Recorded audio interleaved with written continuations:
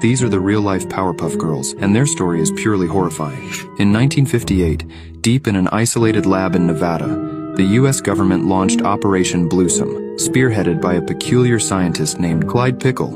The program aimed to create human weapons using DNA modification. Dr. Pickle's experiments resulted in 3 genetically engineered girls: Emily, with superhuman strength; Rose, who could control machines with a single thought; and June, whose ability to manipulate minds was something even the scientists underestimated. To keep the girls in check, they were forced to wear collars that suppressed their powers. But the experiments grew darker. Painful tests, isolation, and endless drills. They were treated as tools, not children. One day, June secretly used her mind control on Dr. Pickle during an experiment. He unknowingly left the remote that controlled their collars under the table, thinking it was just his idea. Later that night, the girls retrieved it. With their collars deactivated, chaos followed. Emily smashed through walls with her strength. Rose disabled the lab's alarms and locked the doors. And June, calm and calculating, used her powers to freeze guards in fear. The 3 escaped into the desert, leaving behind a trail of destruction. Despite an intense manhunt, they were never found. Decades later, declassified files hinted at sightings of 3 mysterious women near military sites. Their existence erased from history, but the question remains, where are they now? These are the real-life Powerpuff Girls, and their story is far from over.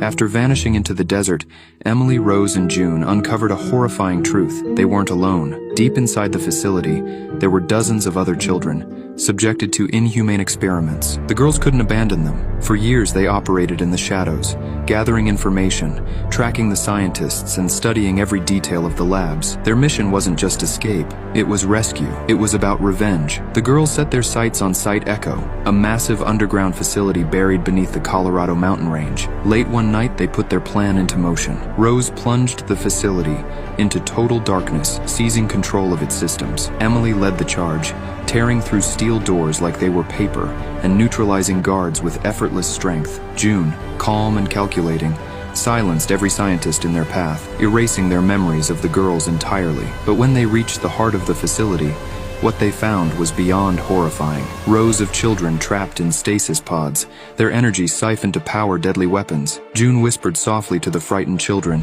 her voice steady and commanding, "We're here to save you. Follow me." But as they reached the exit, a figure emerged from the shadows, Dr. Clyde Pickle. Only this wasn't the man they had once known. The truth hit them instantly, fusing human DNA with that of a chimpanzee in a desperate bid for power. With a guttural, animalistic roar, Mojo, lunged at them. His speed was a blur, his strength rivaling Emily's. But this time the girls weren't alone. From the shadows, the other children stepped forward. A boy created an impenetrable force field to protect Emily. Another unleashed waves of energy that staggered Pickle. The fight was brutal, chaotic. The children's combined powers turned the tide, forcing Pickle to retreat into the shadows. For now, he was gone. The facility lay in ruins, but as the dust settled, the girls knew their mission was far from over. They wouldn't stop until every child was free, and the horrors of Operation Bluesome were destroyed forever.